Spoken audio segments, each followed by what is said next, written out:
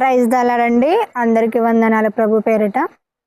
వాక్యం చూస్తున్న ప్రేక్షకులకు మరి ఈ రోజు నుంచి యేసుతో నడవండి అనే ప్రోగ్రాంను ద్వారా మరి ప్రతి ఉదయకాల సమయంలో మీకు దేవుని వాక్యమును అందించాలనుకుంటున్నాము. మరి ఈరోజు యెషయా గ్రంథము 66వ అధ్యాయము 13వ వచనం. ఒకని తల్లి వానిని ఆదరించినట్లు నేను మిమ్మును ఆదరించెదను. దేవుడు అంటున్నారు, ఒకని తల్లి వానిని ఏ విధంగా ఆదరిస్తుందో అంటే మనని మరి తల్లి జన్మించినప్పటి నుంచి మొదలుకొని మన జీవితంలో తల్లి ఏ విధంగా అయితే ఆదరిస్తుందో ప్రతి విషయంను మరి ప్రతి సమస్యలో మనకు తోడుండి ప్రతి అవసరతలను మరి తీర్చుతూ మరి మనకి అన్ని సేవలు చేస్తూ అన్ని విషయంలో అనారోగ్య స్థితిలో ఆరోగ్య స్థితిలో ఇంకా మనము మన పనులు మనం చేసుకోలేని స్థితిలో తల్లి ఏ విధంగా అయితే ఆదరిస్తుందో అదే విధంగా దేవుడు అంటున్నారు యెషయా గ్రంథంలో, ఒకని తల్లి ఎలా ఆదరిస్తుందో నేను కూడా మిమ్మల్ని అలాగే ఆదరించే దేవుడినై చెప్తున్నారు. అవును, తల్లి కంటే మిన్న ఆయన ప్రేమ ఎవరిది? దేవుడిది. మరి కన్న తల్లి అయినా మనల్ని మరుస్తుందేమో కొన్ని సమయంలో, తనకున్న బాధ్యతల్ని బట్టి, బరువుల్ని బట్టి, కష్టాలను బట్టి కొన్ని సమయాల్ని తల్లైనా మరుస్తుందేమో. కానీ దేవుడు అంటున్నారు, నేను కునుకను నిద్రించను, మరి నేను ఏనాడు మరివని దేవుడును అని దేవుడు చెప్పడం జరుగుతుంది.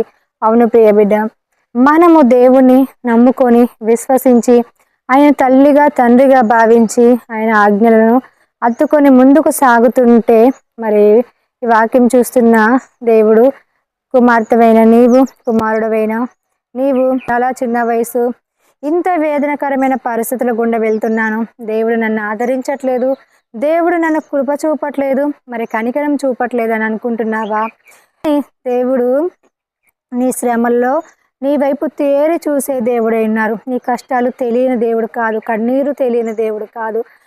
ఎందుకంటే నీవు శ్రమల గుండా వెళ్తున్నప్పుడు నీతో పాటు దేవుడు కూడా నడిచే దేవుడై ఉన్నారు. నువ్వు వేదన, ఇక నా జీవితంలో నేను ముందుకు సాగలేను, ఒక నిమిషం కూడా నా జీవితం, ఒక్క సెకండ్, ఒక్క నిమిషం కూడా నా జీవితం ముందుకు సాగదు, మునిగిపోయే పరిస్థితులు నా వైపు వచ్చినాయి, అగ్ని చేత కాల్చబడే పరిస్థితులు నా చుట్టూ ఉన్నాయి, మన ప్రతికూల పరిస్థితుల్లో నేను ఉన్నానని వేదన పడుతున్నావా? ఇక రేపు అనేది నాకు లేదు, నేనుగా రేపు అనేది మరి నా జీవితంలో మంచి శుభోదయాన్ని చూడలేననేమో అనుకుంటున్నావా?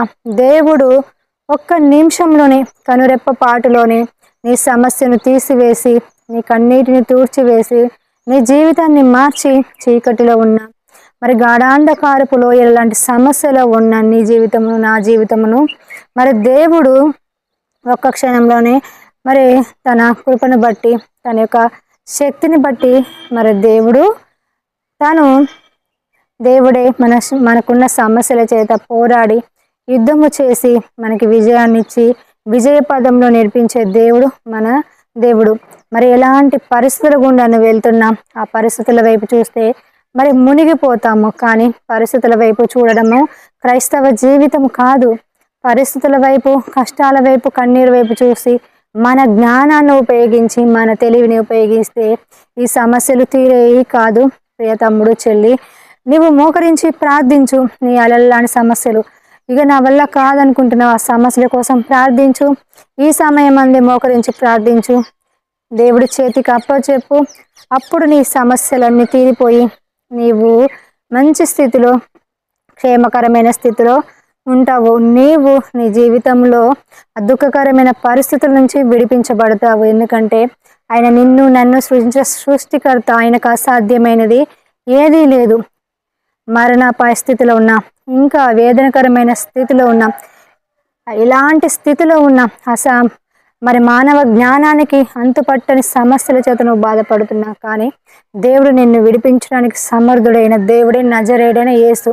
మరి ఈ వాక్యం మీ వెనుకలో దీవించబడాలని ఈ ప్రోగ్రాము మరి మీ ప్రార్థన అవసరాల కోసం కామెంట్ బాక్స్లో కామెంట్ చేయండి. మేము మీకోసము ఆ ప్రేయర్ రిక్వెస్ట్లు తీసుకొని ప్రార్థిస్తాము.